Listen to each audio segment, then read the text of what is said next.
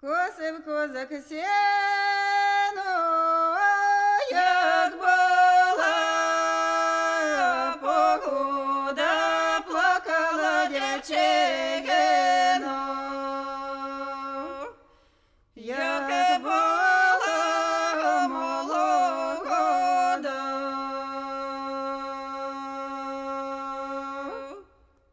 Чого, дівко, плачеш,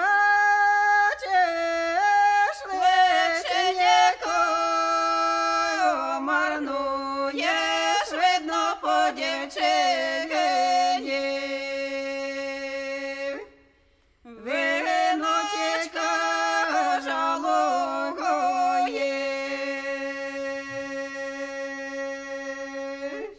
не жалую я винко, ніякої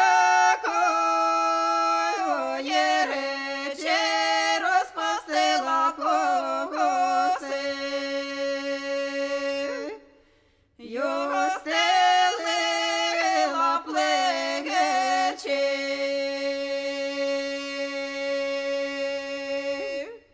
Коси розпустила,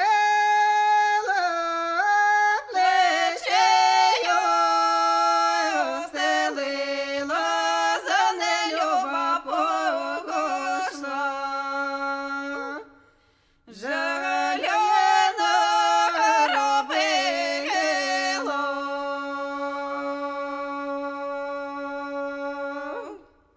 Ой, жалю мій, жалю, великий печалю, наїхали гості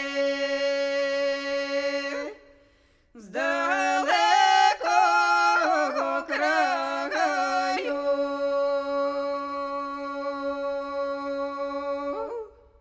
Приїхали гості